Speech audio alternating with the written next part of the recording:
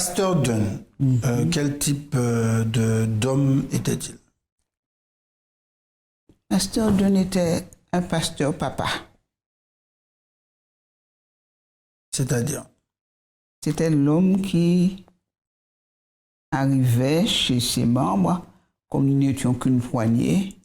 Il arrivait avec sa femme. S'il fallait nettoyer la maison, il la nettoyait. S'il fallait préparer le repas, il préparait le repas. Il s'asseyait, il étudiait avec ses membres, mais avec un tel amour, chose qui ne se, je ne dis pas qu'il n'existe pas, mais qui ne se manifeste pas maintenant. Et puis il faut se dire, la congrégation est autre. Il n'avait que quelques membres dans le temps. Et quand il arrivait à l'église, c'est pourquoi c'est quelque chose qui m'a marqué, que j'ai gardé jusqu'à maintenant. Jamais pasteur Dunn ne rentrait à l'église s'il ne saluait chaque membre présent, lui et sa femme. Et quand les filles saluaient chaque membre, et dans son petit coin de prière, il se mettait au travail. Mais pasteur Dunn, nous les petits-enfants, les enfants du temps, nous n'étions qu'une poignée, 10-15 enfants, il n'y avait pas beaucoup d'enfants. Et alors, mais il nous entourait comme un papa. Okay. Et où est maintenant Mourija? C'est là qu'il habitait. C'est une maison qui avait été louée par la fédération, par la mission. Dans le temps, et petit à petit, enfin, on l'a acheté en fin de compte, et ça a été un bon achat. Et puis, tous les dimanches, les deux nous réunissaient les enfants de l'église Jésus. Ils nous préparaient un bon repas. On jouait.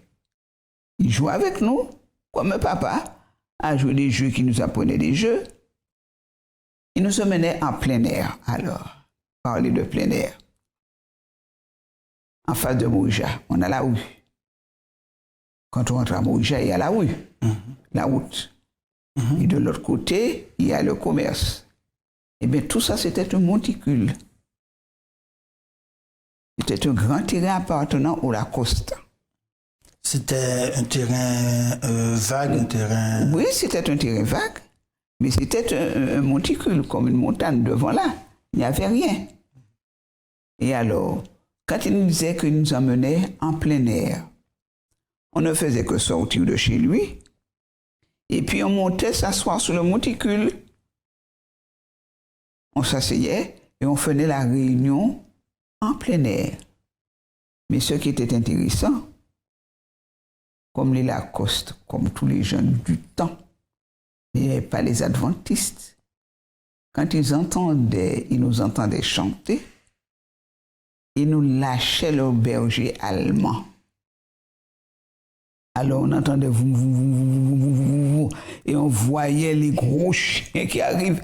Alors on n'avait qu'à dévaler la pente et puis rentrer chez Pasteur Dunn, nous réfugier, et puis on avait compris qu'il ne fallait plus aller là. Ils ne voulaient même pas qu'on s'arrête. Et ils ne nous voyaient pas, hein, parce que le manoir derrière, c'était leur habitation.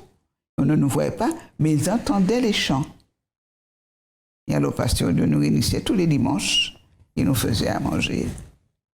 Tous ses enfants. Et puis, je me rappelle un jour, j'arrive, je dis, maman,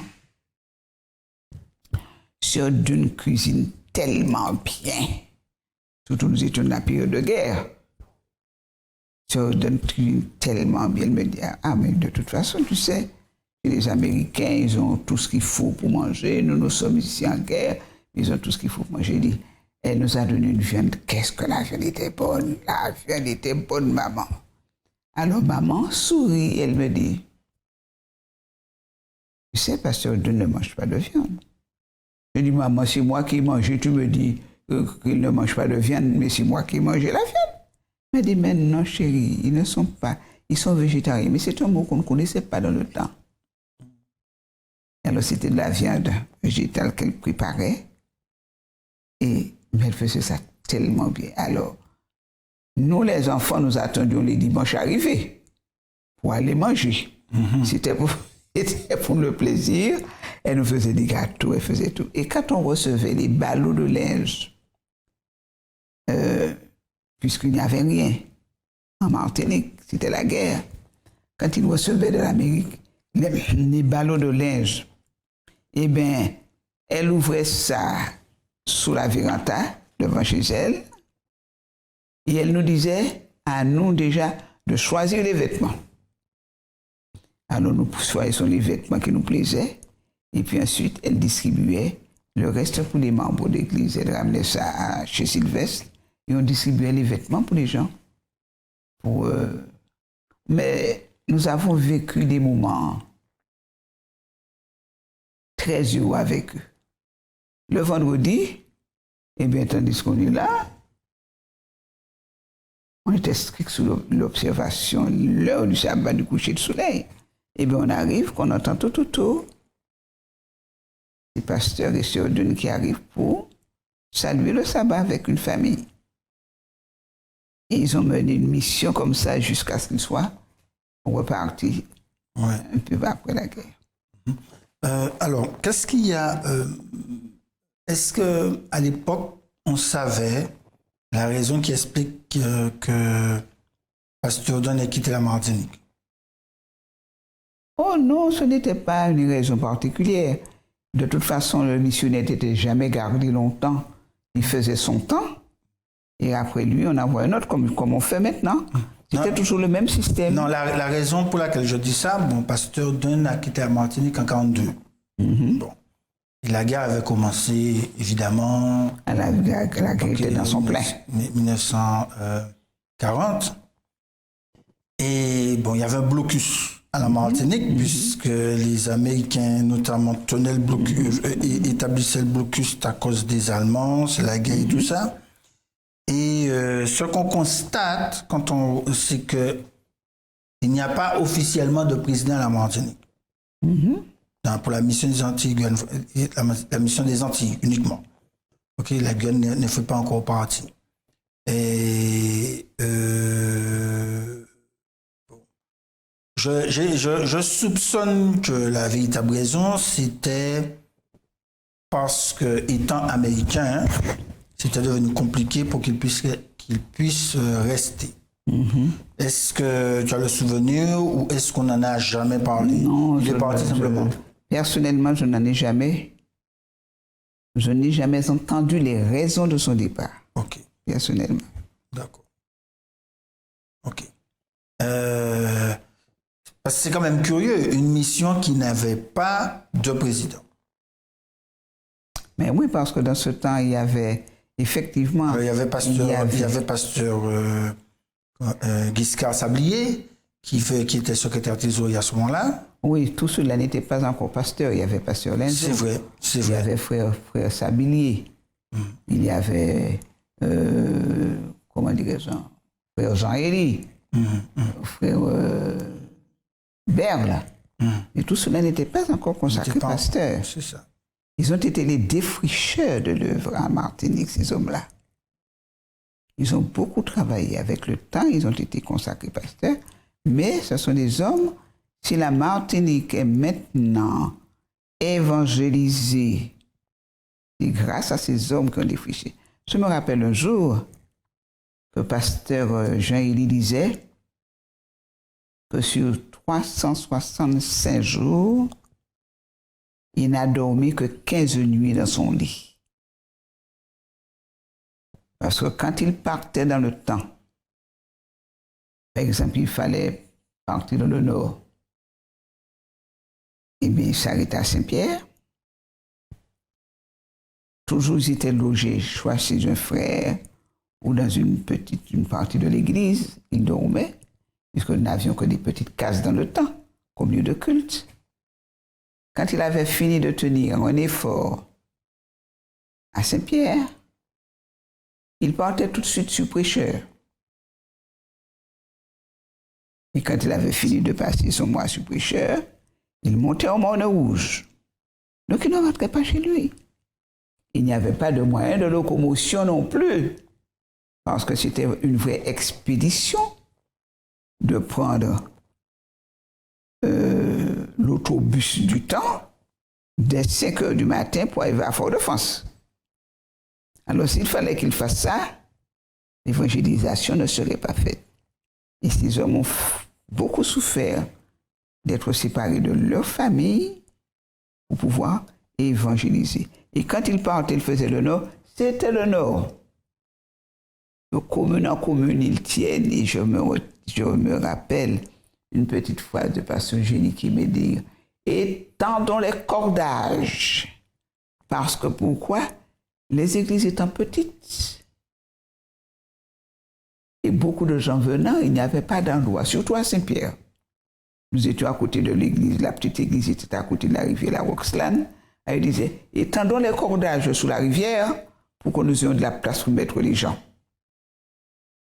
Et comme ça, de commune en commune, ils se sont livrés à ce travail d'évangélisation et de défrichage. Mais ça n'a pas été chose facile. Hein? Ah, il aurait fallu être là. Maintenant, nos missionnaires sont des bienheureux. Quelles étaient les techniques d'approche d'évangélisation par rapport aux gens? La page imprimée, le colportage. Tous ils ont été colporteurs.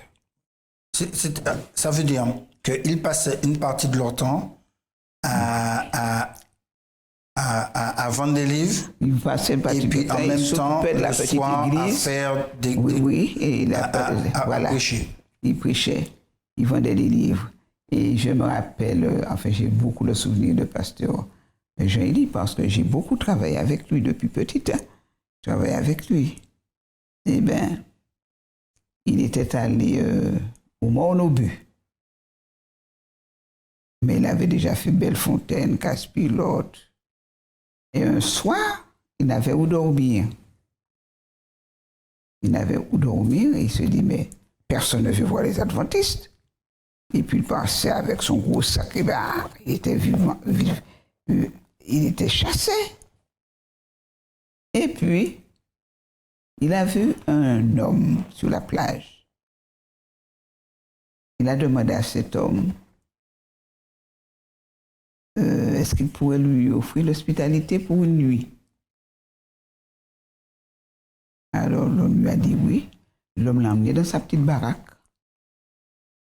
Et il lui disait qu'il a pris son sac de livres pour lui servir d'oreiller. Il s'est couché dans le sable à côté de l'homme. Au matin, il s'est levé. Il a remercié ce bonhomme et il est reparti. Quant à préparer les vêtements, s'habiller, eh bien, il nous racontait qu'il allait près des rivières. Il enlevait la chemise. Il la lavait. Elle faisait si chaud au soleil. Quand la chemise était sèche, il prenait le tricot, parce que dans le temps, les hommes ne marchaient pas, ne s'habillaient pas sans tricot. Il avait le tricot. Et pièce par pièce, il avait ses vêtements, les faisant sécher à l'air pour s'habiller, pour repartir. Donc, ce sont des hommes qui ont beaucoup péni. Okay. Et c'est pourquoi que je les salue, parce que si nous sommes qui nous sommes maintenant, c'est grâce à cette force et ce désir de faire connaître Christ dans la Martinique que nous sommes là. Mais dans ces conditions-là, par exemple, lorsqu'il fallait prendre un repas à midi, comment faisait-il? Il mangeait chez l'habitant? Comment ça se passait? Mais il mangeait souvent pas. Okay. Il ne mangeait souvent pas. Et l'habitant, quand ils avaient quelque argent, parce que c'est pas tellement que le colportage rapportait dans le temps, ils achetaient du pain. Du pain avec un morceau de fromage. De l'eau, c'est sous le robinet à la rivière qu'on buvait de l'eau. Donc il restait souvent sans repas? Ah ben oui, il restait souvent sans repas.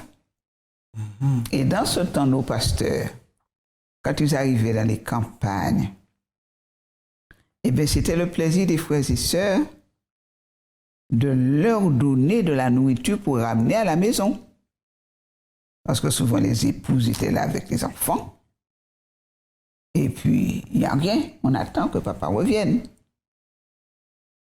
Alors, c'était des légumes de toutes sortes. Un gros coq. Dans ce temps, le régime végétarien n'était pas établi. Alors, il tue un mouton, il ne donne pas de mouton. Il nourrissait les pasteurs pour les aider à évangéliser. Alors, pendant tout ce temps, quand le pasteur, c'est le cas de le dire, il est loin de sa famille pendant des semaines, des mois, comment est-ce que la vie de l'épouse s'organise? Parce que pendant autant de temps, est-ce qu'elle reçoit l'argent directement de la mission?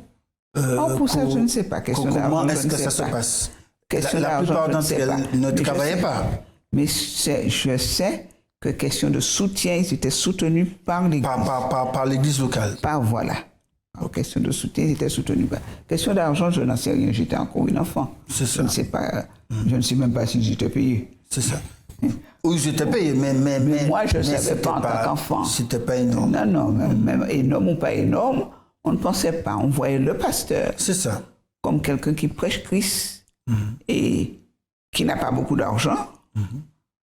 Nous, enfants, on ne savait pas où il prenait l'argent ou il n'en prenait pas. Ce n'était pas notre problème. C'est sûr.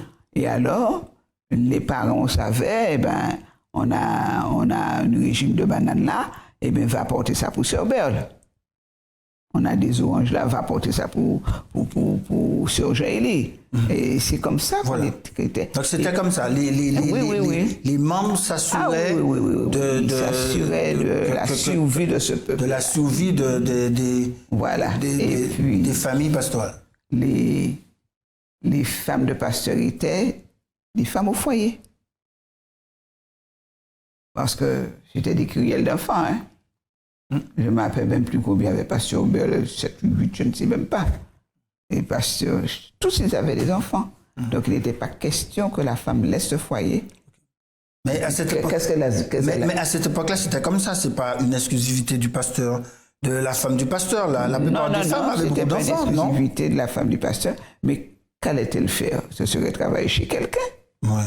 Nous n'avions pas de bureau fédéral. Nous n'avons pas de mission. Il y avait juste le bureau de la mission qui se trouvait à l'étage de l'église de chez Sylvestre. Alors, c'était pas... Sœur Victor a été la première secrétaire que nous avons eue dans le... Et alors, c'était pas encore développé comme maintenant, où il faut du monde pour travailler. Et alors, ces femmes restaient au foyer, s'occupant de leurs enfants. Ah oui. Ok. L'église de Fort-de-France, après chez Sylvestre, ils ont dû, parce que ça a dû fermer, ils ont dû essayer d'établir une nouvelle église. Donc il y a eu le tabernacle qui a été construit. Et puis il y a eu Horeb. Comment tu te rappelles de cette période-là? Eh bien, Sylvestre a demandé sa maison. Il fallait bien lui remettre sa maison. Et Horeb a été dans le désert. Nous n'avions où aller. Et les membres se réunissaient dans les foyers qui avaient offert les maisons et qui pouvaient contenir un certain nombre de personnes. Alors, en général, ça faisait combien de personnes à peu près par groupe comme ça? Ah, mais par groupe, qu'est-ce qu'on pouvait avoir? C'était des familles, et puis des familles nombreuses. Hein. Et alors, quand nous sommes entrés, quand nous avons eu notre vie dans le désert, quand on est arrivé dans une famille, c'était peut-être une maison prenait 2 ou 3 familles, parce qu'il y avait papa, maman, 7 enfants. Il y avait beaucoup d'enfants. Dans ce temps, c'était des familles nombreuses. Avec 4 familles, on pouvait faire une église avant, hein, le début là, parce qu'il y avait beaucoup d'enfants dans les familles. Et alors, on se réunissait. Il y a d'autres personnes qui restaient carrément chez elles, puisqu'elles n'avaient où aller. Comment se passait, par exemple, un culte d'adoration dans ces familles-là? Eh bien, on faisait l'école du sabbat dans le temps. On faisait l'école du sabbat sur le système du temps. Et un des membres, ou la personne qui avait offert sa maison, faisait la prédication du culte. Mais alors, à ce moment-là, bon, l'église de Fort-de-France, elle est répartie en plusieurs petits groupes. Ça veut dire que, par exemple, le premier ancien... On ne pouvait pas avoir de premier Il n'y ancien. a pas de premier ancien. Mais oui, il y avait juste les pasteurs qui visitaient les différents groupes. Donc ils allaient de groupe en groupe Mais chaque oui, ils allaient sabbat. visiter les groupes pour pouvoir, un sabbat il est là, un sabbat il est là, pour pouvoir maintenir quand même. Okay. Donc en fin de compte, c'est chaque groupe qui s'organisait un petit peu. On s'organisait, mais comme nous avons les principes de l'Église avant qu'elle ne soit en schisme, alors ces principes demeuraient dans les foyers, dans les groupes que l'on formait.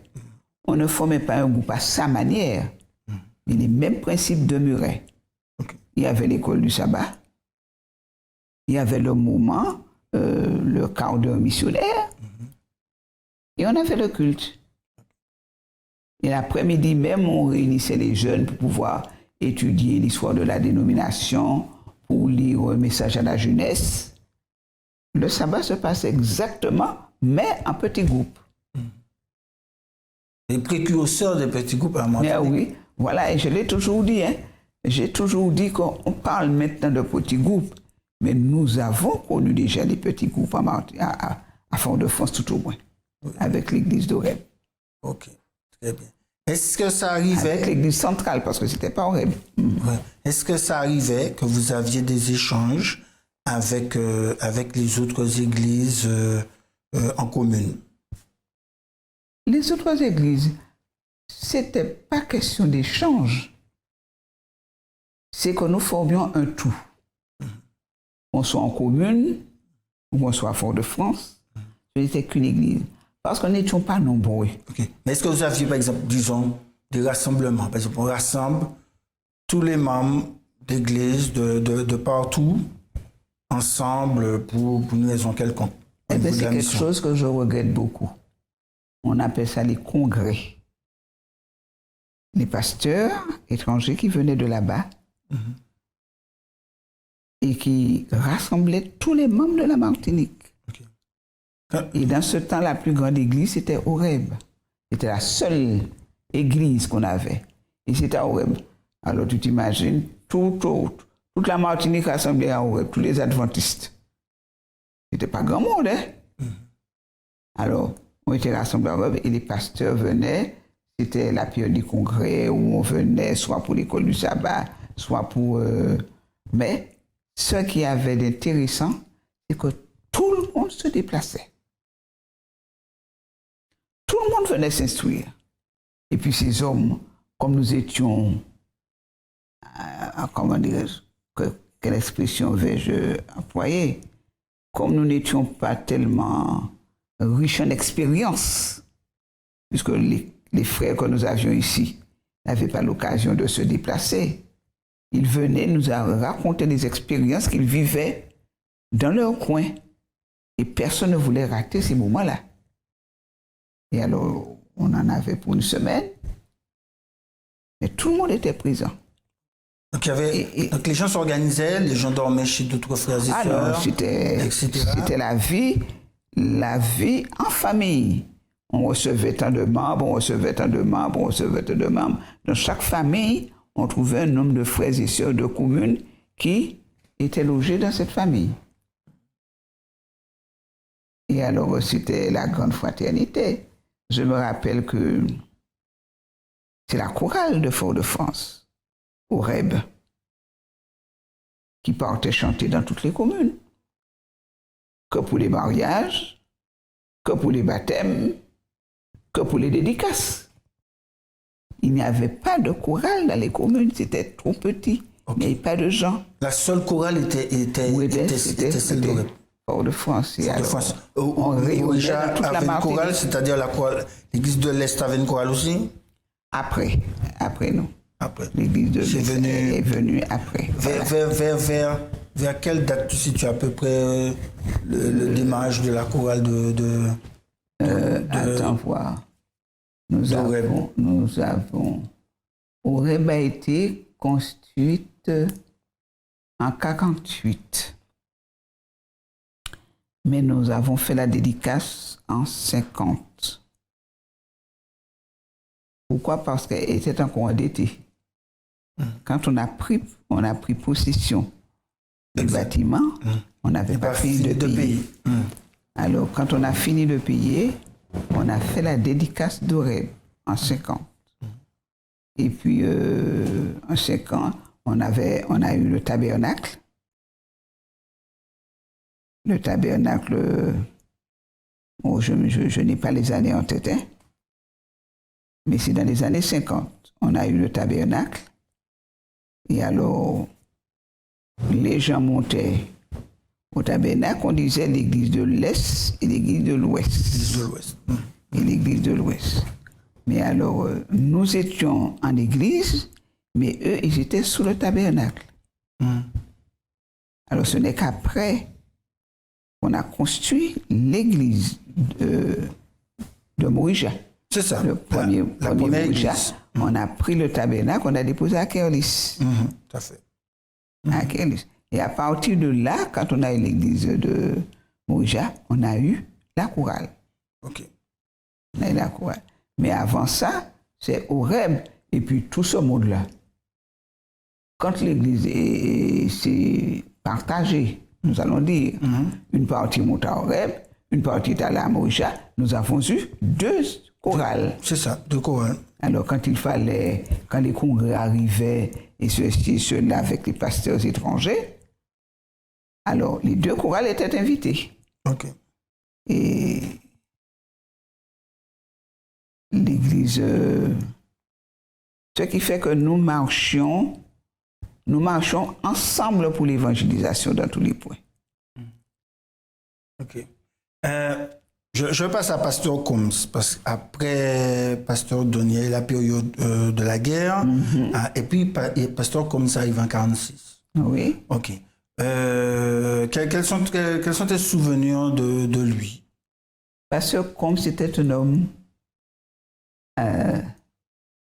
différent de Pasteur Donne. C'était un homme qui recevait bien les gens, mais je ne sais pas, il n'avait pas l'approche de Pasteur Donne. Donne était plus... non, il était plus familial. Plus paternel. Je dis oui, c'était un pasteur papa. C'est ça. Parce que nous avons eu Pasteur Combs, mais qui était toujours avec son peuple. Hein. Oui, toujours avec son peuple. Hein. On pouvait s'adresser à lui à n'importe quel moment. Et comme je me rappelle, un pasteur m'avait dit, je suis pasteur 24 heures sur 24, 370 jours par an. Il dit, c'est formidable de comprendre sa mission dans ce temps, comme ça. Parce qu'il y a des gens qui sont pasteurs quand ils sont debout. Et quand ils sont dans leur lit, il ne faut pas les déranger. Et alors, mais il disait, je suis pasteur. Et pasteur, comme c'était ce genre d'homme qui ne s'approchait pas tellement des gens, mais qui acceptait les gens et qui savait s'asseoir, discuter avec eux, vivre avec eux. Et je me rappelle quand il a laissé la Martinique, son dernier sermon a été, je ne sais plus la référence de ce verset, à Horeb, et que je n'ai jamais oublié. Vous demandez, mais vous demandez mal dans le but de satisfaire votre propre convoitise. Il avait tellement bien expliqué ce verset que je n'ai jamais oublié. Ça a été son dernier sermon à la Martinique et puis il est parti après. Mais c'était un homme profondément chrétien.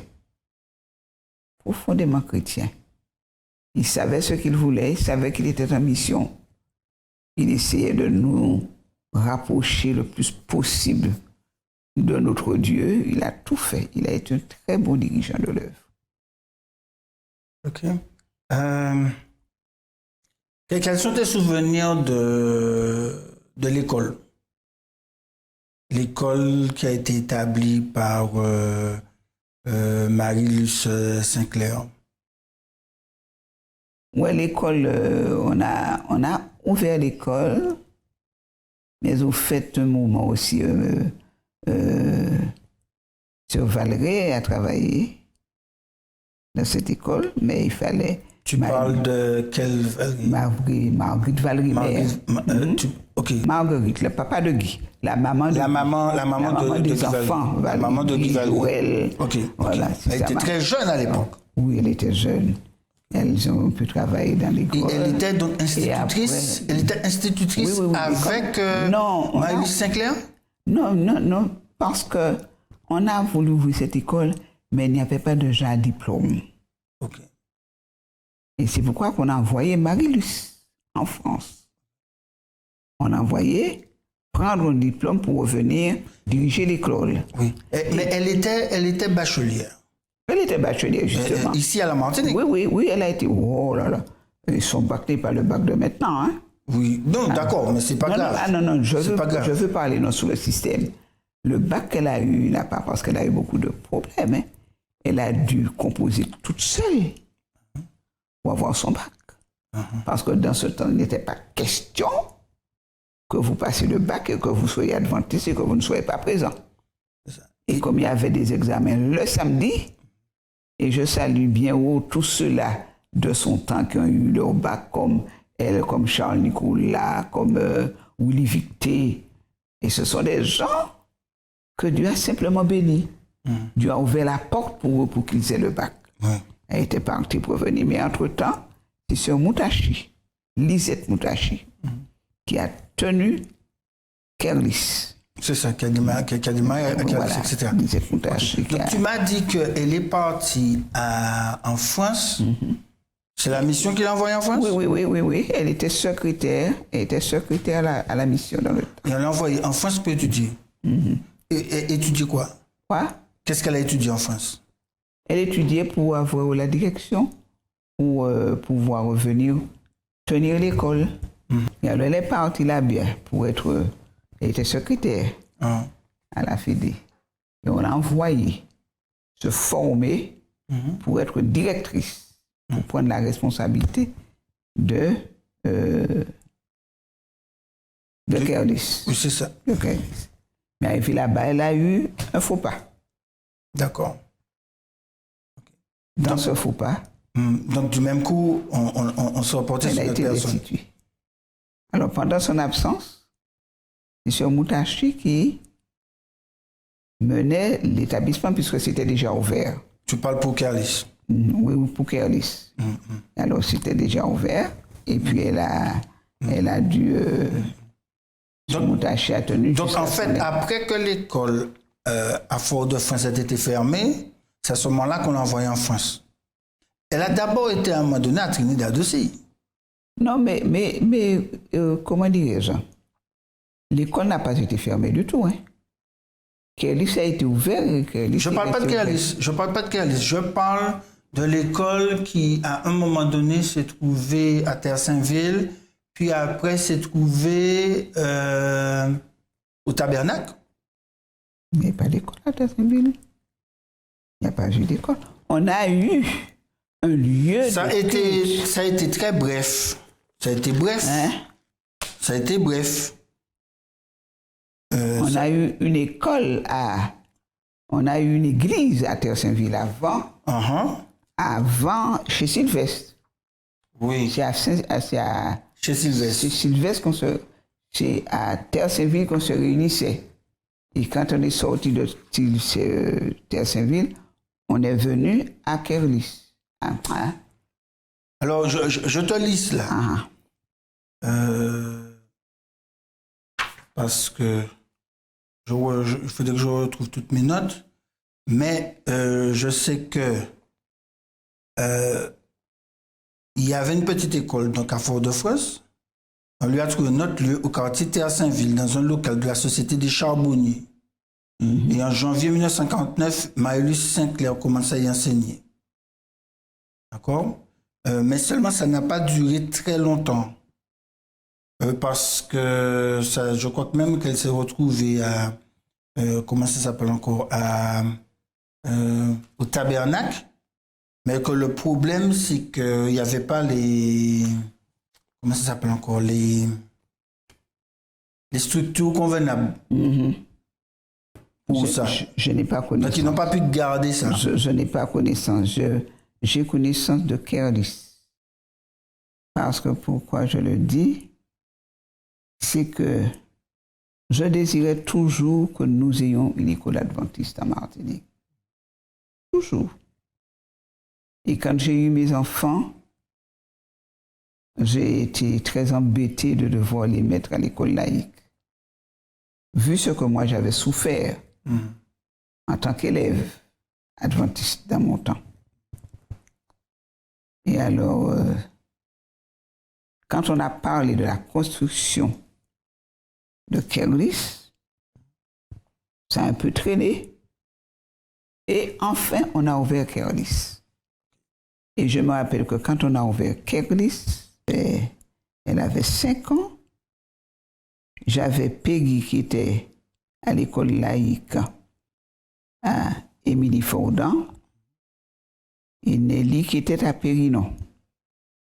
Quand on a ouvert l'école de Kerlis, on a dit que l'école est ouverte. Je n'ai pas cherché à savoir si l'école laïque serait contente ou pas. Dans l'année, Tu l'as transféré à Kerlis? Je les ai mis toutes les deux à Kerlis. Ok. Et depuis, Donc Kerlis, c'est un terrain que l'église avait acheté, mais oui, mais sur lequel il n'y avait rien au départ. Kerlis pourrait avoir. On avait offert, mais dans ce temps, on n'avait pas d'argent. Kerlis devait commencer de la route à là où elle est. Des deux côtés de la route qui passe Oui, devant l'église. on devait. La station d'essence qu'il a devant, on joue feu là, c'est là que devait commencer Kerlis. Tout ce terrain était à vendre. Mais comme nous n'avions pas d'argent pour acquérir tout ce terrain, on a pris le petit bout qui est au fond. Je me rappelle, quand on a fait la dédicace, la pose de pierre de l'école de Kerlis, ce jour-là, il pleuvait à torrent, et nous avions de la boue jusqu'au cou de la rue, parce que le terrain était vide. Et quand nous avons comment dirais-je, avec le terrain, on a construit le tabernacle, on avait déjà posé le tabernacle et tout ça là-bas. Et bien, voilà que l'Église catholique a acheté À côté. à côté, a construit. Et le devant là, on a mis la station d'essence. Sans quoi, si dans le temps nous avons de l'argent, tout ça serait à Kerlis. Donc la raison, tu penses, pour laquelle ça n'a pas pu se faire, c'est uniquement parce qu'on n'avait pas d'argent. Oui, c'était le but qu'on avait avancé. Là, mais on ne pouvait pas, dans le temps, les pauvres malheureux qui travaillaient n'avaient pas d'argent à fournir comme ça. Ok. À fournir pour pouvoir redonner suffisamment d'argent. Donc, on a déposé le tabernacle à Kerlis. Oui, oui. Et puis là, on a construit. Oui, On a construit. voilà. On a construit comme c'est actuellement, c'est-à-dire avec l'étage et tout ça. Le tabernacle a été construit et on a construit l'école. Ok. On a construit l'école. Et c'est pourquoi on pensait à comment dirais-je, à un collège. On dit si on avait de l'argent, le premier collège adventiste serait là. On avait pu acheter le terrain, Tout le terrain. de la rue jusqu'au fond. Mais on n'avait pas d'argent. Et on a voulu construire l'école. Avoir une école adventiste. Alors on a construit, on a acheté le terrain pour avoir cette école. Okay. Et on c'est Pasteur Monnier qui s'était occupé à ce moment-là de. Oui, dans le temps, c'était Pasteur Monnier qui était président de la mission. Quel type d'homme il était? Qui? Monnier. Quel type d'homme il était? Ah, Pasteur Monnier. Ah, Pasteur Monnier. Qui n'a pas le souvenir de Pasteur Monnier? C'était l'homme qui faisait les 24 heures du Mans sur la route.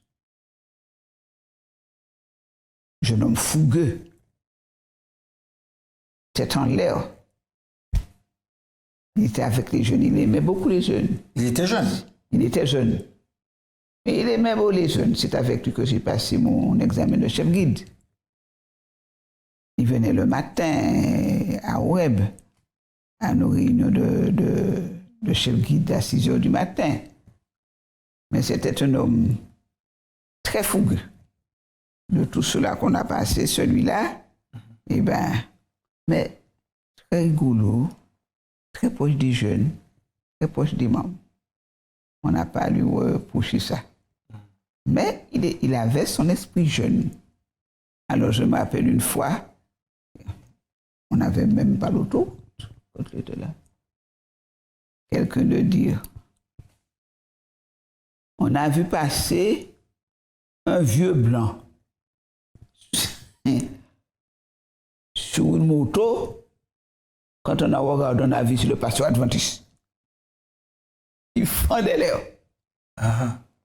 Ah oui, c'était l'homme, enfin, et puis petit à petit, c'est assagi, parce qu'on lui a un petit peu parlé.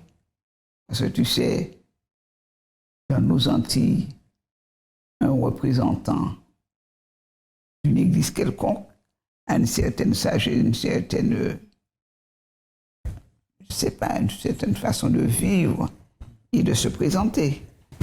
Mais Pasteur Mounier, ben, il vivait sa jeunesse. Hein. Je me rappelle, il est venu une année là à Smyrne.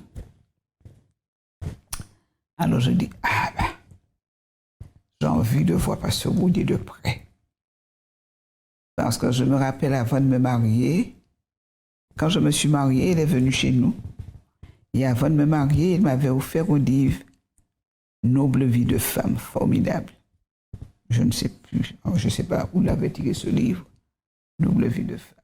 Et alors je dis à Luther Saint-Élie, je lui dis, tu sais, j'ai envie de voir Pasteur Mounier de près. Il me dit, oui, je te l'emmène, je vais t'emmener le voir. Alors je le regarde. Il me regarde. Il a grossi. Lourd. Je dis, c'est pas le petit jeune homme. Alors je dis, Pasteur Mounier, comment tu vas? Il me dit, il me regarde. Il me dit, mais tu es qui? Mais tu es qui? Ça fait si longtemps que je ne suis venu à la Martinique. Alors je lui dis, mais oui, je suis Emilia. Je ne lui dis pas mon nom de femme, puisqu'il ne se souvient plus de mon nom de jeune fille. Je dis, je suis Emilia Vigila. Ah! Tu te rends compte comment est devenu le petit Samuel? Parce que son prénom, c'est Samuel. C'est ça. Hein? Il me dit, tu te rends compte comment est devenu le petit Samuel? Et puis il avait des difficultés pour marcher, tout ça, il était devenu. Mais il a été très bon pasteur. Au fait, qu'allons-nous dire? Nous avons eu de bons dirigeants de l'œuvre. Quand on dit que le dirigeant n'est pas à mon goût, et quand on ne veut pas accepter l'homme avec ses qualités et ses défauts. Et c'est en l'acceptant avec ses qualités et ses défauts qu'on l'aide à devenir meilleur. Tous ils avaient des qualités, tous ils avaient des défauts. Mais dans leur tête, c'était de faire progresser l'œuvre à la Martinique. Il y a une chose qui m'intrigue un tout petit peu, c'est le choix des dirigeants. Parce que, bon, au départ, c'est normal, on a eu Philippe Giddings, qui est venu, il était de la Guyane britannique. Après, il y a Michel Nordizac d'Haïti, Dexter, qui est un Américain qui est venu après, tout ça. Bon, comme c'était le début de l'œuvre, donc il y avait des missionnaires qui arrivaient. Mais qu'est-ce qui explique que jusque dans les années début 60, que ce sont toujours des missionnaires qui viennent et qui, la plupart du temps, à part oui, non, c'est bien ça, parce que ce n'est que dans après les années 60 qu'on commence à voir des hommes d'ici prendre la direction de l'œuvre. Qu'est-ce qui explique que jusqu'à ce moment-là, ce sont toujours des étrangers? Oui, c'est parce que moi, j'ai compris, hein. J'ai compris qu'il fallait des hommes assez mûrs pour pouvoir prendre la direction de la mission. Parce que ces hommes qui nous venaient d'ailleurs, ce sont des hommes qui avaient déjà travaillé dans les champs. Okay. Tandis que nos pasteurs d'ici, ils ont été formés sur place. Mais justement, Monnier était un peu une exception. Parce que Monnier, il avait peut-être quoi? Il était très jeune, il avait peut-être 25 ans. Oui, il était français. Suisse. Oui, Suisse, enfin. Ouais. C'était pas un Américain, parce que tout ce que nous avons eu avant, c'était anglais, américain. C'est lui qui venait de la Suisse. Hein. Ouais. Et après lui, donc il est venu après lui. Après, il y a eu Lenzo. C'est pas sur Lenzo. Il y a eu Lenzo. Oui. On a eu pas sur Lenzo. On a eu Lenzo, on a eu Berle. C'est là qu'on a commencé. Après lui, c'est là qu'on a eu les premiers. Il y a eu Lenzo. Lenzo, tout à fait. Lenzo a commencé en 58 et Berle a été là en 62. Et Perrault en 62. Non, en 60, Berle et Perrault en 62. Donc on voit que on a commencé à avoir des dirigeants de chez nous à partir de 1958. Et à partir de là, à partir de ce moment, on n'a eu que des dirigeants antillais. Enfin, des Antilles. Ouais.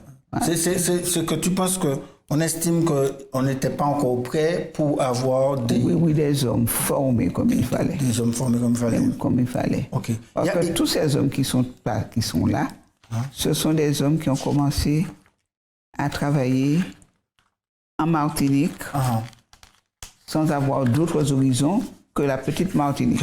C'est ça. Il y a quelqu'un, on n'en parle pas beaucoup parce qu'il n'est pas resté longtemps, c'est le pasteur Julien Crane. Oh, pasteur Crane. Tu te rappelles de lui? Oh, c'est un homme que j'ai beaucoup aimé, pasteur Crane. Il était tout blanc, des cheveux, de la peau. Très bel homme. Il était haïtien. Est-ce que ça veut dire que vraiment d'origine haïtienne ou quoi?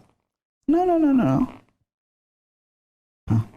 Devrais-je le dire ici la vérité? Si pasteur Crane n'est plus pasteur, c'est à cause de l'église de Ré. De certains membres de l'église de Ré. Il a plié ses clics et ses claques, il est parti.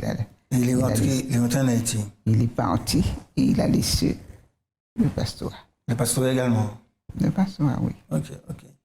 Il a rencontré des difficultés? Oh, c'était terrible. C'était le temps où il y avait le schisme à l'église. Moi pour Goliath, moi pour Nathan, moi pour Apollos. Et ça a été terrible à l'église. Et c'est de là qu'il est parti.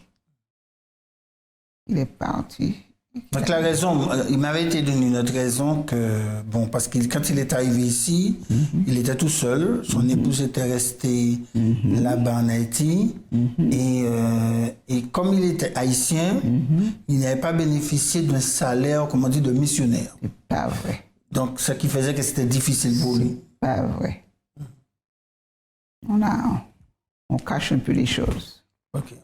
Et ça c'est un problème de la direction de l'église. Ok. Ah ouais, non, pasteur. Donc en raison de ça, Et je me rappelle un pasteur qui me parlait, qu'il a côtoyé en Haïti. Il lui a dit, il me dit que le pasteur Crane lui a toujours dit la dernière chose à faire. Il était pasteur, ce pasteur qui me parlait. Il dit que pasteur Crane m'a dit, quand Dieu t'a consacré pour travailler dans son œuvre, n'abandonne jamais. Je me suis laissé prendre au piège. Et j'ai perdu ma consécration. Donc il a regretté d'avoir fait ça. Oui, il a regretté. Il conseillait à ceux qu'il rencontrait, aux pasteurs plus jeunes que lui. C'était un très bel homme. Il était tout blanc. Il n'a pas eu de voiture. Il prenait le quart de la route pour sortir et rentrer. Il n'est pas resté longtemps. On l'a beaucoup regretté d'ailleurs. Parce que c'était l'homme direct. Pour lui, c'est l'impartialité. Et c'est ce manque c'est ce manque de partialité qui lui a causé cet ennui. Et puis il est parti. Voilà. Ok. Mhm. Ce que je veux que tu puisses me dire un petit peu, c'est pour toi, parce que bon, au début, il n'y avait pas beaucoup d'adventistes, qu'est-ce qui explique le développement de l'œuvre en Martinique? Le succès de l'adventisme en Martinique, parce qu'il y avait une très forte hostilité au départ. Ah ben, il faut se dire que les premiers adventistes ont été aussi des évangélistes. Nous avions le travail missionnaire à cœur. Et comme on était motivés par des pasteurs qui avaient le même but, c'était la distribution des imprimés. Il n'y avait pas de samedi d'après-midi où il n'y avait pas de distribution d'imprimés. Il n'y a pas de moment où on allait étudier, où on faisait des études bibliques. C'est que tout le monde était au travail, même les enfants. Oui, mais il y avait la classe baptismale, il y avait la réunion de jeunesse. Donc à quel moment, si tu me dis que tous les samedis après-midi, on faisait des... Tous les samedis après-midi. C'était avant ça. Alors, la réunion des missionnaires volontaires se tenait à 3 heures. 15 heures. Okay. La classe baptismale à quelle heure? Alors, la classe baptismale, 15 heures pour 16 heures, la réunion des jeunes. De 16 heures, la classe baptismale se faisait après la réunion des jeunes. Parce qu'il fallait que les jeunes soient en classe baptismale. Okay. Tous les jeunes? Tous les jeunes. Ok. On les appelait à venir en classe baptismale. C'est pourquoi que dans ce temps, les jeunes acceptaient de se faire baptiser très jeunes. À quel âge en moyenne les jeunes étaient baptisés? Un jeune sur le banc de l'église n'arrivait pas à 18-20 ans sans être baptisé. Hein? Amen. Quand il avait 12 ans? Moi, j'ai été baptisé à 13 ans. Ok. J'ai été baptisé à 13 ans. Et nous sentions, dans le temps, nous faisions des bêtises, nous étions aussi des jeunes. Il ne faudrait pas dire que nous étions des saints. Mais on sentait le besoin d'être membre d'église ou travailler dans l'église. Parce qu'on voulait être à la section 14, on voulait être à l'école du sabbat, on voulait être secrétaire. Il fallait être baptisé. Et quand ces jeunes se mettaient au travail, eh bien, ils travaillaient. Ce n'était pas pour un jeu pour dire je suis secrétaire ou je suis directrice de l'école du sabbat, ce n'était pas ça. Mais on se mettait, on se réunissait et on voulait qu'à tous les coups, le poste qu'on occupe soit un poste florissant. Ok. Donc, il y a la réunion de jeunesse, il y a la classe baptismale, et donc à quel moment vous sortiez dans le champ? Mais dans le champ, on sortait avant la réunion des jeunes. Hein. D'accord. Avant la réunion des jeunes, on allait distribuer des imprimés, on avait... Donc ça durait quoi? Une demi-heure? Une demi-heure. Okay. Et puis quand on revenait du champ, on rentrait à la réunion des jeunes. Ok. La réunion des jeunes, après, on avait la classe baptismale. Et quel était l'accueil des gens? Quel était? Oh là, l'accueil. Moi, combien de pots de doux j'ai reçu?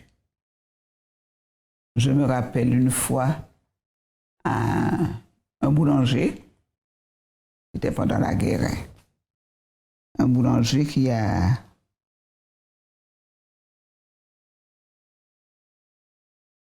n'aimait pas les adventistes. Alors, son arrière-boutique, enfin, dans l'arrière-boutique, nous sommes allés, nous distribuions, dans ce temps, c'était les feuilles d'automne. Ce sont les seuls imprimés que nous avions, les feuilles d'automne. Nous allions distribuer les feuilles d'automne, et puis, alors nous arrivons, Nous arrivons dans l'atelier et nous voyons les ouvriers en train de travailler. Alors, on brave, parce qu'il fallait être brave dans ce temps-là, hein, pour faire du travail missionnaire. Hein. Alors, on brave. Nous rentrons et nous faisons vue de donner une feuille d'automne aux ouvriers. Voici que le patron arrive. Le patron voit les adventistes dans sa boutique entre de neuf. C'était la guerre. Le pain était rationné. Il n'a pas craint de prendre un couille de farine et puis de nous enfariner tous. Qu'est-ce qu'il nous a chassés sauvagement. Alors on n'est pas anti, mais comme c'était la période de guerre, nous n'avions qu'une petite robe. Alors on a les cheveux pleins de farine, la robe, nous sommes couverts de farine et nous faut aller à la réunion des jeunes après. Donc il faut entrer chez soi pour secouer la robe, enlever la farine dans nos cheveux parce que nous ne tenions pas à ne rater la réunion des jeunes. Il fallait que nous soyons là, j'étais si plus nombreux, la vigile matinale, le concours de la vigile matinale et ceci et cela. Et alors, c'était vraiment la lutte spirituelle pour les jeunes. Mais on n'était pas bien reçus. Pas du tout. Mais j'ai le bonheur, un jour en revenant j'ai fait un long séjour en France, je reviens à Maurichat. Oui. À Maurichat, c'était pas Maurichat 1. On n'avait pas encore construit le Maurichat 2. Il y avait un congrès de l'école du sabbat. Et je regarde sur le balcon, je vois un homme. Je dis, cet homme-là. Mais il semble que c'est l'homme qui m'avait donné son coup de farine là. Je dis, mais comment? Alors je dis à une sœur, ce monsieur qui est là-haut là, il est adventiste. Elle dit, mais oui, il est adventiste. Et la sœur est toute contente. Je dis, ah non, ça, il faut que je l'aborde. Il faut que je lui rappelle son coup de farine. Hein. Alors, elle s'appelait Lafayette, frère Lafayette. Je l'aborde et je lui dis, bonjour. Il me dit, frère Lafayette. Je dis, eh bien, qu'est-ce que Dieu fait bien les choses? Il me répond, oh, tu es sûrement l'une des celles à qui j'ai fait des misères. J'ai dit, je me rappelle seulement des coups de farine pendant la guerre. Il s'est bien ri. Il me dit, ben, quand on ne connaît pas Jésus, qu'est-ce qu'on fait des bêtises? Et puis maintenant, il est décédé. Mais alors, c'est pour dire, nous n'étions pas bien reçus. Mais à travers tout ça, disons que Dieu prépare les cœurs. C'est ça, tout à fait. L'ignorance fait faire beaucoup de choses. Comme dernièrement, je suis allé notre club est allé à Bellefontaine. Mais j'ai été émerveillé, je n'étais pas ici quand on a construit ce temple. J'étais émerveillé de regarder le petit temple, si bien tenu, si beau. Alors je dis, mais qui est le pasteur de cette église? Et puis je vois un homme qui arrive, c'était pasteur Régis. Elle m'a dit, c'est bien ça. Comment tu veux de nous voir? Je lui ai dit, mais est-ce que tu me permettras de dire deux mots? Ah, mais tu pourras prendre tout le culte. Je dis, non, juste deux mots, je veux dire. Alors je mets deux mots, je dis aux membres, vous savez, pendant la guerre, j'étais encore enfant. Nous faisions, parce que mes parents avaient émigré à Saint-Pierre pour se nourrir. Nous faisions Saint-Pierre, Bellefontaine à pied pour venir distribuer les feuilles d'automne. Les sœurs me regardent, je dis, mais oui, frère, nous avons fait Bellefontaine, Saint-Pierre, Bellefontaine à pied, aller, retour. Et quand nous arrivions à Bellefontaine, qu'est-ce que nous recevions? On nous chassait, on nous mouillait. En fait, toutes les misères du monde on nous faisait, adventistes, endiablés, vous livre nous les autres là, nous n'étions pas bien reçus. Et je suis maintenant émerveillé de voir qu'il y a un temple à Bellefontaine. Et pour nous faire voir combien l'ignorance était grande. Et maintenant, l'évangile est prêché à Bellefontaine, même s'il y a certaines personnes, de toute façon, il y en aura toujours. Mais des bellifotains, c'est ce qu'on les appelle, bellifotains, ils ont accepté Christ. Donc ça n'a pas été facile le début de l'œuvre ici, ni pour nos pasteurs, ni pour nos membres d'église qui acceptions. Et rejetés par la famille, chassés par les parents. Ça a été vraiment la misère bleue pour ceux qui acceptaient l'évangile adventiste. On ne savait pas ce que c'était. Il y a de tellement belles expériences dans le chant. Si on pouvait retrouver ou ressusciter ces gens pour nous raconter comment ils ont accepté Christ à travers la souffrance, les privations. Il y a de ceux même que l'on cachait. Et c'était vraiment une guerre terrible. Vous êtes obligé de cacher des gens? On cachait. Ah mais bien sûr. Pourquoi? Parce que les parents les martyrisaient. Cherchaient à les à les éliminer, n'importe quoi, faire n'importe quoi. Ils feraient n'importe quoi de cette personne qui avait accepté la religion adventiste. Et comme même les prêtres en chair prêchaient contre nous, alors les membres de l'église catholique étaient bien outillés pour nous persécuter. Mais à la gloire de Dieu, beaucoup de ces gens qui étaient pour nous des ennuis, ils ont accepté Christ. L'expérience de Paul. Ah oui, ils ont accepté Christ. Et puis maintenant, ils sont pratiquement tous morts. Mais je me rappelle une famille au Lorrain, quand la sœur a dû, c'était une famille qui avait beaucoup d'hommes, et je crois elle était, je crois, la fille unique ou elle était deux filles. Elle a accepté de suivre. Oh là là! Les frères étaient prêts à la séquestrer. Ce qui fait que, au Lorrain, les frères et sœurs la prenaient. Et elle passait de maison en maison. Alors quand les frères disaient, mais oui, elle est dans telle famille, ils montraient en mieux contre la famille. Quand ils arrivaient là-bas, on l'a déjà fait passer de nuit dans une autre famille. Et alors, maintenant, accepter l'évangile, maintenant, c'est du beurre. On a beaucoup souffert. Beaucoup souffert. Je m'appelle même chez nous, maman. Maman a dû loger une femme. Ça, c'est sous Fort-de-France. Son mari était marin navigateur. Et cette femme a été évangélisée par la famille Rep. Auguste surtout. Auguste Rep. Ils habitaient le monde Pigevin. Et là, le mari rentrant de voyage a trouvé sa femme allant à l'église adventiste, chez Sylvestre. Là, le mari n'a rien compris. Comment sa femme s'est faite adventiste.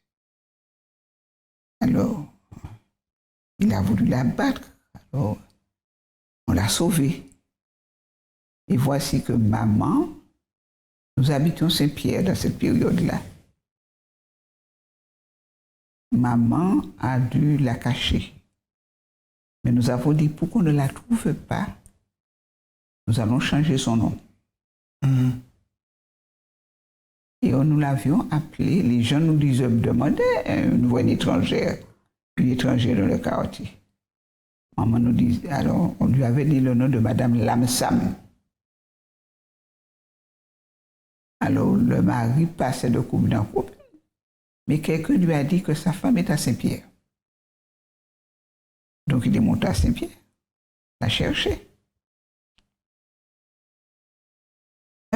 Oui, il dit, elle est là, mais nous ne sommes qu'une petite poignée d'adventistes. C'est 8 foyers adventistes. Facile à trouver. Alors, quand il est arrivé chez nous, quand le bonhomme est arrivé dans notre quartier, il demande déjà aux gens qui ne sont pas là s'ils connaissent une dame Jean-Baptiste qui est arrivée. On dit non, non, non. Ouais, nous avons une petite dame étrangère là, mais elle s'appelle Madame Lamsam. Alors le mari lui dit non, c'est pas Lamsam, c'est Jean-Baptiste. Il passe à côté d'elle, elle ne sait pas qu'elle est là.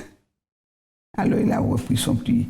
Dans ce temps, il y avait le Moutet, un petit bateau qui faisait Fort-de-France, Saint-Pierre. Il a repris son petit bateau et puis il est rentré chez lui. Et nous entendions demander pour Madame Jean-Baptiste. Et nous avons caché la sœur dans la chambre, fermé ça à clé. Alors les gens lui disent oui, c'est Madame Lamsam. Il y a une dame qui habite là, oui, qui habite là, mais c'est Madame Lamsam. Il dit non, non, non, c'est une dame Jean-Baptiste que je cherche. Ok. Il est rentré de rage. Il avait une photo de la femme qu'il a coupée en 1000 morceaux avec un canif. Mais est-ce que la situation a changé pour lui après? Est-ce qu'il a pu se réconcilier avec sa femme? Non, pas du tout. Il a abandonné son travail parce que devant la loi, ça a été au tribunal et tout ça.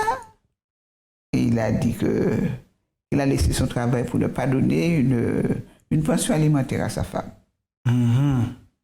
C'était aussi loin que ça. Quand on a vu la photo, on l'a condamné. On a dit alors, ça veut dire que si c'était elle, c'est dans cet état que vous la mettriez, parce qu'elle s'est faite adventiste. La liberté religieuse est là. Et alors, il a laissé son travail, on ne sait pas ce qu'il est devenu. La sœur était partie en Guadeloupe, et puis voilà. Alors, c'est pour dire combien les gens ont souffert. Dans le temps, tu abandonnes tout. Pour la vérité. Oui, aux persécutions qu'on a. Eh oui. C'est ça. Le début de l'œuvre à la Martinique a été coriace, très dur, difficile. Mais heureusement qu'on a pu, avec l'aide de Dieu, tenir le coup, parce que devant les persécutions et devant les ennuis, à l'école, c'était encore une misère. Moi, j'ai souffert avec un directeur d'école à mourir. Je rentrais à l'école. Chaque lundi matin, j'allais en tremblant à l'école. Pourquoi? Parce que je ne viens pas à l'école le samedi. Parce que quand nous avons émigré à Saint-Pierre, eh bien, je ne voulais pas rester dans le cours, on dit maintenant collège, je ne voulais pas rester au cours complémentaire, c'est ce qu'on disait dans le temps, quand on rentrait en sixième. Et j'ai préféré parce que le directeur de Saint-Pierre était trop sévère. Alors j'ai préféré, alors je faisais mes 5 kilomètres Saint-Pierre, prêcheur, Saint-Pierre, Carbet, tous les jours, matin et soir. Voilà, à l'école au Carbet. À l'école. Et nous étions 2 jeunes adventistes dans l'établissement et dans la commune qui ne voulaient pas accepter Christ. N'acceptaient pas l'évangile. Et alors, le directeur, quant à lui, oh là là là là, à 200% contre les adventistes. Et puis il voit qu'il inscrit 2 adventistes dans sa classe, dans son établissement. Alors, tous les lundis, j'avais le conseil de discipline à passer. Il m'appelait comment je suis dans une affaire comme ça, une élève comme vous, hein, vous perdez votre temps, demain matin, vous ne saurez pas gagner votre vie. Pourquoi? Pour un samedi qui a mis cette histoire de samedi? Enfin, il me gavait. Mais dans le temps, ces hommes étaient considérés comme des dieux. On les respectait. Parce que c'était le directeur d'école, c'était la maîtresse d'école, c'était... En fait, tous les notables du pays étaient respectés. Et alors, chaque lundi matin, quand j'arrive, je fais mes 5 km à pied. La gorge nouée. Alors, je me dis, tu vois ce qui t'est arrivé, tu n'as pas voulu le directeur là-bas, c'est pas... Tu as voulu venir ici pensant que celui-ci était meilleur. Et bien, regarde ce que tu as à subir. Et puis un jour, il m'appelle. Tous les jours, chaque lundi. On reçoit le bulletin. Nous étions 28 dans la classe. Dans ce temps, les enfants étaient classés. Les élèves étaient classés selon leurs notes. Mais j'étais très bonne en maths. Mais quand il est venu en tant que directeur, c'est lui il a établi son emploi de temps. C'est lui qui devait faire les mathématiques. Donc avec lui, j'avais l'algèbre, je ne connaissais pas.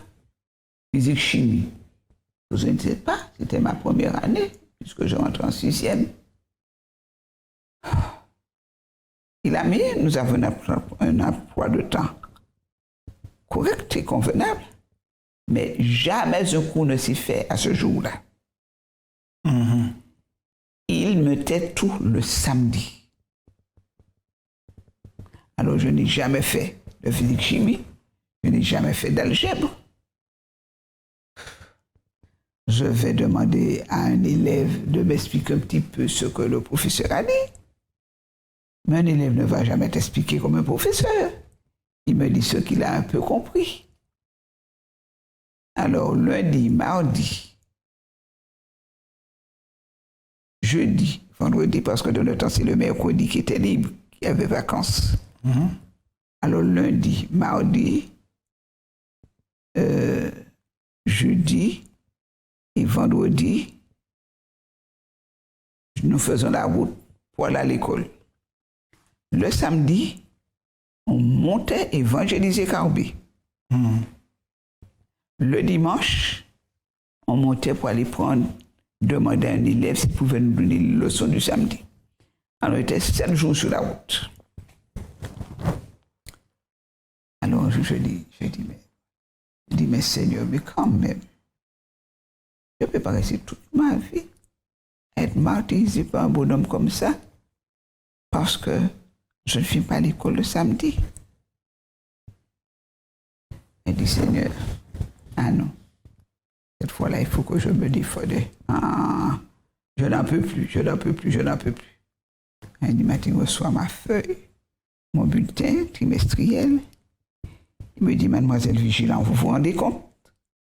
Vous êtes 4e de la classe, alors que vous devriez être la première avec votre histoire de samedi. Du samedi, vous voyez, vous perdez votre temps. J'ai dit, écoutez, monsieur, est-ce que je peux dire quelque chose pour ma défense? Mais qu'avez-vous à dire? Vous n'avez rien à dire. Vous n'avez qu'à venir à l'école le samedi. Je lui ai dit, laissez-moi vous dire, monsieur, nous sommes 28 élèves dans la classe. Il me dit, oui. J'ai dit qu'il y a 27 élèves qui viennent à l'école tous les samedis. Je suis la seule à ne pas être là. Normalement, je devais être la 28e.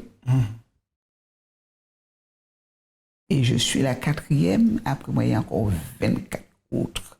Et ils sont là le samedi. Il m'a regardé. Il ne m'a pas répondu. Merci, mademoiselle. Allez dans votre classe. Et j'ai été délivré de ce bonhomme. C'est pour dire combien on était persécutés dans notre temps. Chaque lundi, conseil de discipline, parce que je ne viens pas le samedi. Oui, tout à fait. Mais devant la logique des choses, je lui dis, mais il ne peut rien dire parce que la 28e devait être moi. Il ne faut pas être difficile quand même. Parce que les 27 sont là tous les samedis. Tu ne peux pas dire que c'est pas quelque chose que j'ai inventé. Que tu as un échec scolaire. Mais non. Ah oui. Et puis il m'a laissé tomber. Parce que qu'est-ce qu'il doit dire de tous les autres? Mais oui. Alors, c'est pour dire que Et j'ai souhaité, pendant que j'ai dit si jamais on mettait une école adventiste à Martinique, c'est quand même dommage. C'est quand même dommage. Et alors que nous n'ayons pas la possibilité d'avoir une école. Et alors, j'ai grandi, je me suis marié. Quand j'ai entendu l'ouverture de Keolis, j'ai dit, ah, bas le laïc. Ah oui, mes 4 enfants sont passés à Keolis. Il y a des gens qui n'ont pas cru à la valeur de Keolis, mais moi j'ai toujours cru, j'ai dit, l'Éternel a dit, vous ne serez jamais la queue, toujours la tête, mais il faut y croire. Comment parler de justement la directrice de Keolis, comment elle s'appelle encore Lisette Moutaché. Ok. Qu'est-ce qu'elle avait comme formation Je n'ai jamais su. Je n'ai jamais su, hein. Je ne vais pas avancer quoi que ce soit. Mais je sais que c'est elle qui avait été prise. Et puis, quand on a eu une personne formée pour l'éducation, ça a été Ozo. On a mis Ozo parce qu'elle a été formée pour l'éducation. Mais elle nous a rendu un bon service pour... Et quel type de femme elle était, Lisette Moutachi? C'était une femme très gentille. Très proche des gens sur Moutachi. Elle était de Trinité. C'est la maman de Jean-Claude. Tout à fait.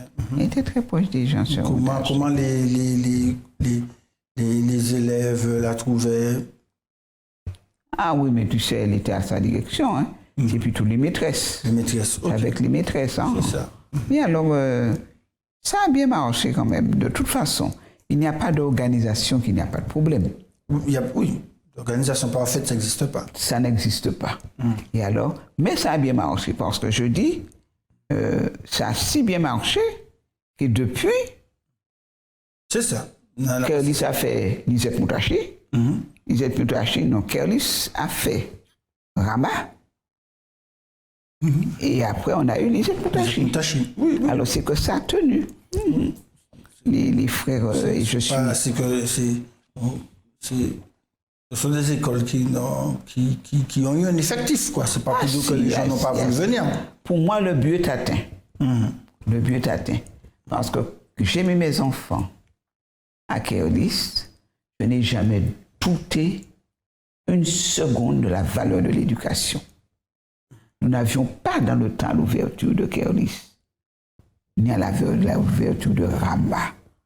Nous n'avions pas de professeurs attitrés, tout ça. Ce n'est qu'après que ça a été demandé. Mais l'école a toujours eu un bon effectif, a toujours donné un bon rendement. Et quand cette année, j'ai vu afficher Rama 100%, j'ai dit, mais ça avait fermé la gueule de beaucoup qui ont cru que mais ça, c'est un succès extraordinaire. Extraordinaire. Et d'année en année, Rama a toujours eu du succès. Mais cette année, s'ils ont osé le mettre à l'écran de la télévision, c'est parce qu'ils sont stupéfaits. 100%. Absolument. Et alors, des gens me disaient, je m'appelle une fois, le balcon de Keolis. J'étais venu réinscrire les enfants pour la prochaine rentrée. Et je rencontre un couple là. Un couple qui est venu pour désinscrire leurs enfants. Ils disaient, ah oui, c'était que le Rama. Mais non, Rama n'a pas de... Rama n'a pas de niveau suffisant. Je le regarde, je dis, mais tu es adventiste. Il m'a dit, mais tu as oublié ce que Dieu a dit. Vous ne serez jamais la queue, mais toujours la tête. Mais pour qu'on soit la tête, il faut qu'on fasse confiance à Dieu. Ah, bien sûr. Si nous commençons à dénigrer ce qui est à nous, comment arriverons-nous à prouver aux gens que nous sommes la tête? Et puis on a beaucoup discuté, J'ai inscrit mes enfants et je suis parti. Des années se sont écoulées. Un jour, je rencontre le frère, puisque c'était un couple, qui me dit « Merci, Sœur Pierre-Charles, merci. » Je dis « Merci, pourquoi? Mais qu'est-ce que je t'ai donné? » Nous avons dit « Ben, qu'on sait. » Il me dit « Ah, tu sais pas ce que tu nous as donné. Tu te souviens de l'inscription à Kerlis? » Une inscription. « Eh oui, tu nous as parlé là, sous le balcon de Kerlis, là. » Eh bien, nous étions allés pour désinscrire les enfants, nous avons réinscrit. Je te remercie, parce que ma fille maintenant est bachelière à Rama. J'ai dit, ah bon? C'est peut-être pas un bac adventiste. J'ai dit, c'est pas un bac adventiste qu'on lui a donné. Parce que le bac que nos enfants passent, c'est un bac national. Hein? Ce n'est pas un bac adventiste. Et alors, il était obligé de sourire, me dire, oui, nous manquons de foi parfois. Et quand je vois que on affiche Rama à 100%, je dis que le nom de l'Éternel soit glorifié. Absolument. Quand nous pensons que ce que nous avons n'a pas de valeur. Alors c'est pour faire comprendre que Kerlis a pu tenir le coup. Kerlis a pu tenir le coup pour nous donner maintenant ce résultat à la face du monde. Absolument. Donc l'œuvre de Dieu progresse. L'œuvre de Dieu avance.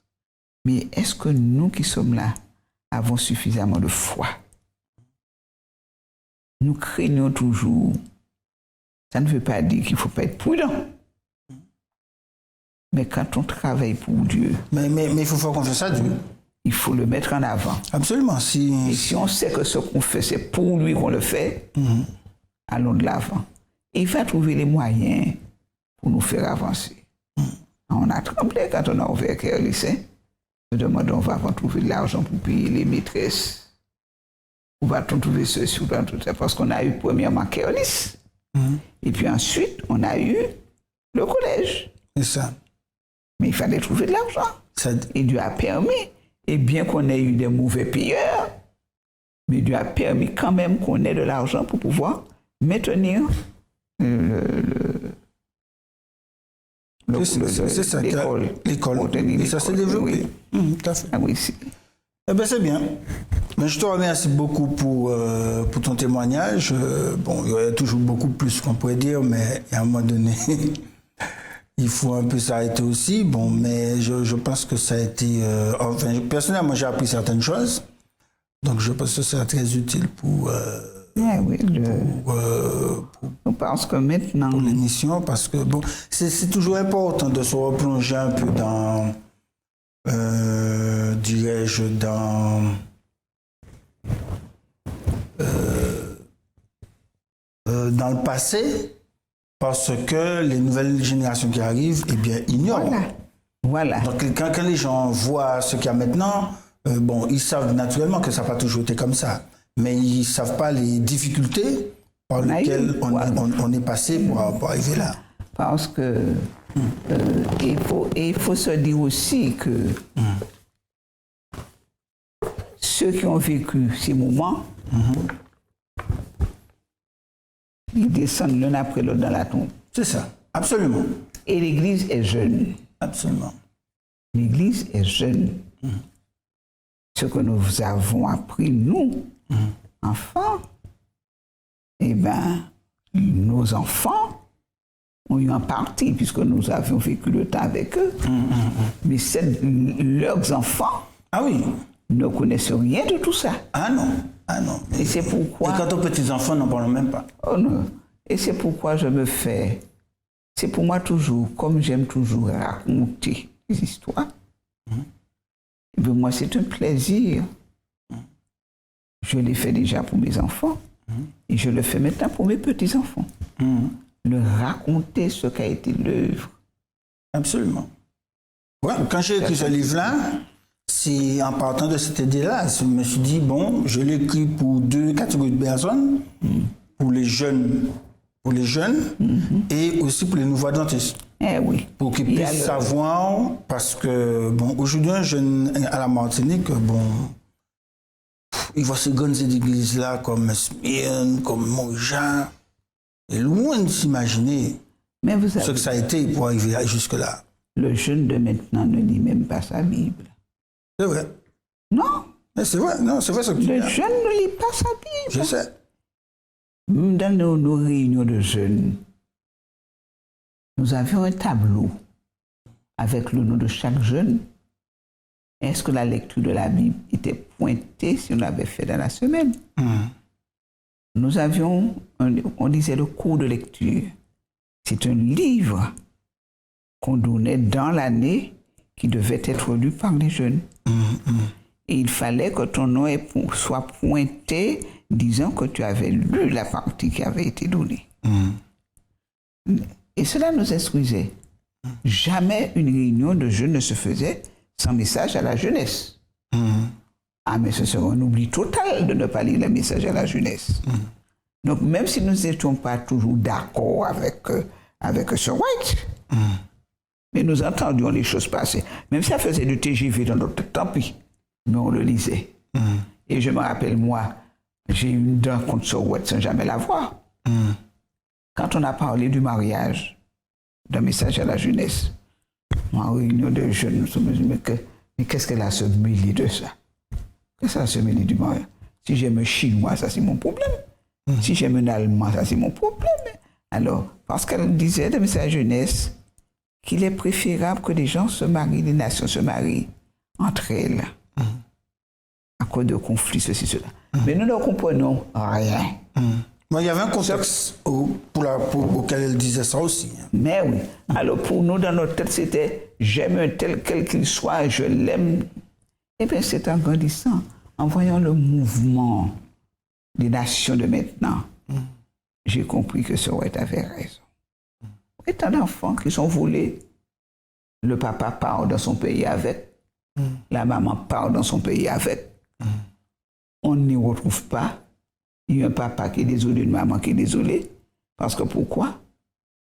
Deux peuples différents se sont réunis. Il faudrait qu'ils se mettent la tête bien dans le même bonnet pour que ça reste uni. Il faut être chrétien. Mais ceux qui vivent. Alors là, j'ai compris pourquoi que ce roi. J'ai dit, ah bon, c'est pour ça qu'elle disait ça. Alors c'est pour dire que nos jeunes de maintenant, ils ne lisent pas tout ça. Ils ne lisent pas la Bible. Après le bac de Rama,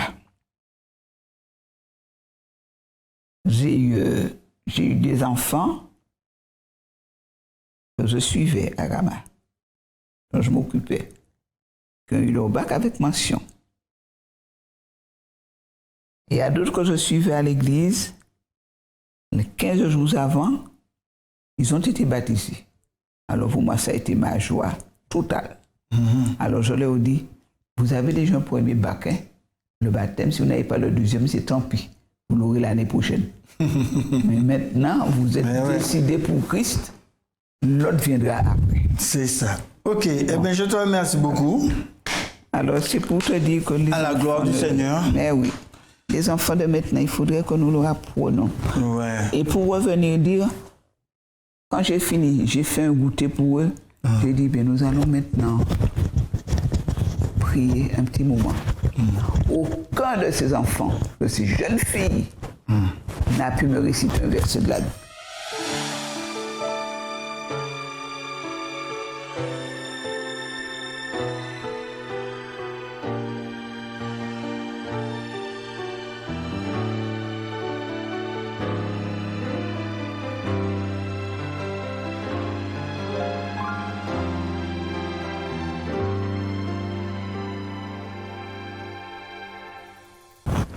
Dernière chose à faire.